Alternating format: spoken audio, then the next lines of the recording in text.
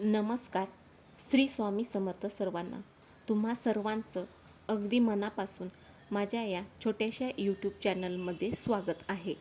तर ताईंनो आणि दादांनो, आपण आजच्या व्हिडिओमधून ही माहिती पाहणार आहोत की अधिक मासात म्हणजेच धोंड्याच्या महिन्यामध्ये कोणती कामे करावीत आणि कोणती कामे करू नयेत, अधिक मासाचे महत्त्व काय आहे, नियम कोणते पाळायचे आहेत, ही संपूर्ण माहिती आपण आजच्या व्हिडिओतून पाहणार आहोत. तर व्हिडिओला स्किप न करता शेवटपर्यंत नक्की पहा.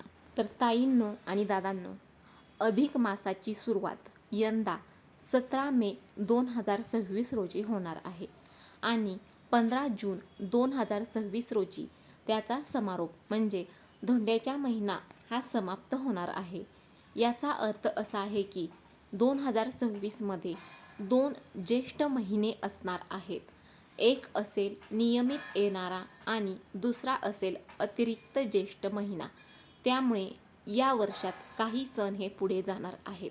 वटपौर्णिमा देखील यावेळी 29 जून रोजी असेल. अधिक मासाला पुरुषोत्तम मास का म्हणतात, तर अधिक महिना हा 30 किंवा 33 दिवसांचा असतो आणि या कालावधीत सूर्यदेव कोणत्याही नवीन राशीत प्रवेश करत नाहीत.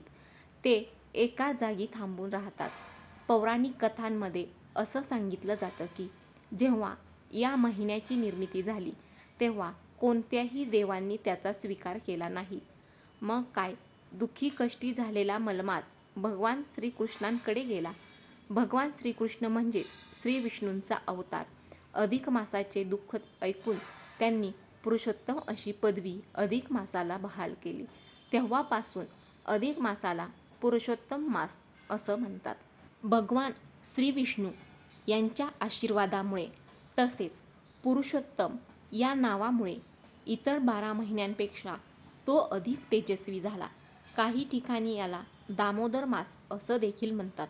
म्हणून तर अधिक मासात जे काही व्रत केले जाते त्यात भगवान विष्णू आणि श्रीकृष्ण यांची उपासना केली जाते. तर ताईंनो, दादांनो, अधिक मासात काय करावे, कोणती कार्य करावीत? अधिक मासात विवाह, गृहप्रवेश, मौजीबंधन, बारसे यांसारखी शुभ आणि मंगल कार्यही केली जात नाही. या महिन्यात शुभ कार्य केल्यास अपेक्षित फळ हे मिळत नाही. मलमासात भगवान विष्णूंची पूजा करण्याला विशेष महत्त्व आहे. या काळात दान, जप, तप, पूजा, पाठ आणि गोमातेची सेवा करणे हे अत्यंत पुण्यकारक मानले जाते. तसेच अधिक मासात रामायण, गीता यांसारख्या धार्मिक ग्रंथांचे दान करणेही अत्यंत शुभ मानले जाते. अधिक मास म्हणजेच पुरुषोत्तम मास धार्मिकदृष्ट्या अत्यंत पवित्र मानला जातो. या काळात भगवान विष्णूंची पूजा, जप, दानधर्म आणि धार्मिक ग्रंथ वाचन करणं हे अत्यंत फलदायी ठरते.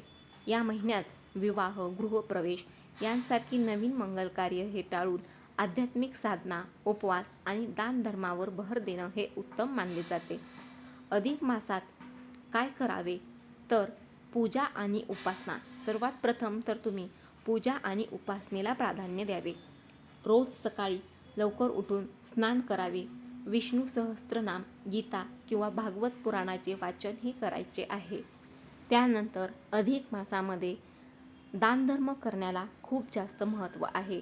या काळात दानधर्म केल्यामुळे खूप मोठे पुण्य मिळते. विशेषतः तांब्याचा किंवा चांदीच्या भांड्यात 33 अनारसे, फळे किंवा वस्तू दान कराव्यात. त्याला अत्यंत महत्त्व आहे. त्यानंतर दीपक प्रज्वलन. संध्याकाळी विष्णू मंदिरात किंवा तुळशीजवळ दिवा लावावा. उपवास. अधिक मासातील एकादशी आणि पौर्णिमेला विशेष महत्त्व आहे. अधिक मासातील एकादशी आणि पौर्णिमेला तुम्ही उपवास हा केला पाहिजे. त्यानंतर उपवास केल्यानंतर सात्विक आहार हा घ्यायचा आहे. त्यानंतर अधिक मास या महिन्यामध्ये तुम्ही जास्तीत जास्त नामस्मरण हे करायचं आहे. जास्तीत जास्त तुम्ही ओम नमो भगवते वासुदेवाय या मंत्राचा जप हा तुम्ही करायचा आहे. जेवढं तुम्हाला जमल तेवढ्या वेळेस तुम्ही ओम नमो भगवते वासुदेवाय या मंत्राचा जप हा करायचा आहे. तर ह्या सर्व गोष्टी तुम्ही अधिक मासामध्ये करायच्या आहेत. त्यानंतर आपण ही माहिती पाहणार आहोत की अधिक मासात काय करू नये. सर्वात प्रथम शुभ कार्य ही टाळावीत. विवाह, साखरपुडा, मौजी बंधन, नवीन घर बांधणे किंवा प्रवेश, बारसे यांसारखे शुभ कार्यक्रम हे करू नयेत. त्यानंतर नवीन व्यवसाय किंवा खरेदी, नवीन व्यवसाय सुरू करणे, मालमत्ता, वाहन किंवा सोने दागिने खरेदी करणं हे टाळायचं आहे.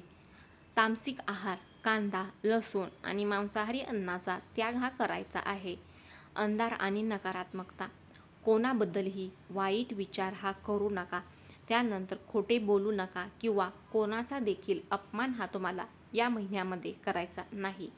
या महिन्यात तुम्ही कोणतेही नवीन व्रत किंवा उपवास हे सुरू करू नयेत. जे आधीपासूनच सुरू आहेत ते चालू ठेवावेत. तर बघा ताईंनो आणि दादांनो, अधिक मासाची सुरुवात ही यंदा 17 मे 2026 रोजी होणार आहे आणि 15 जून 2026 रोजी त्याचा समारोप होणार आहे. तर या दरम्यान तुम्ही या गोष्टी करणं या टाळायच्या आहे. अधिक मास या महिन्यात नियमांचं पालन करणं हे खूप लाभदायक मानलं जातं. त्यामुळे या महिन्यामध्ये तुम्ही अवश्य नियमांचे पालन हे करावे. या महिन्यात पूजा पाठ, भगवान विष्णूंची भक्ती हे करणं अत्यंत श्रेष्ठ मानले जाते. त्यानंतर सात्विक आहार घेणे हा सुद्धा आरोग्यासाठी हितकारक मानला जातो. काही जण संपूर्ण अधिक मास व्रत करून केवळ फळे देखील खातात. यामुळे पचनशक्ती देखील सुधारते आणि आपल्या शरीरातील विषारी घटक बाहेर पडून शरीर हे स्वच्छ होते. हे देखील महत्त्वपूर्ण कारण आहे. अधिक मासात मांसाहार करणं हे टाळायचं आहे. जमेल तितके शुद्ध अन्न ग्रहण करावे. केवळ शरीर नाही तर मनाची शुद्धी देखील करावी. आपल्या वागण्या बोलण्यात संयम आणि मधुरता असावी. मनात द्वेष, राग हा ठेवू नये, कारण अधिक मास हा महिना हा पूर्ण महिना भगवान विष्णूंना समर्पित आहे. अधिक मासाला धोंड्याचा महिना का म्हणतात? अधिक मास हा महिना हा वाढीव महिना असतो. हा महिना जवळपास 33 दिवसांचा असतो. वर्षात एकूण 12 महिने असतात. मात्र अधिक मासात एक महिना हा वाढीव असल्याने त्या वर्षात 13 महिने येतात. याला खगोलीय कारण देखील आहे.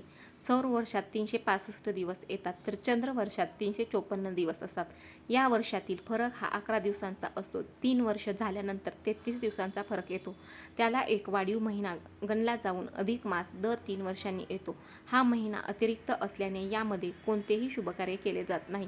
या महिन्याकडे निष्काम म्हणून पाहिले जाते. त्यामुळे पूर्वी या महिन्याला धोंडा दगड असे म्हणायचे. तर ताईंनो आणि दादांनो, व्हिडिओमधील माहिती ही तुम्हाला माहितीपूर्ण वाटली असेल तर व्हिडिओला नक्की लाईक करा, शेअर करा आणि चॅनलला देखील सबस्क्राईब करायला विसरू नका. श्री स्वामी समर्थ.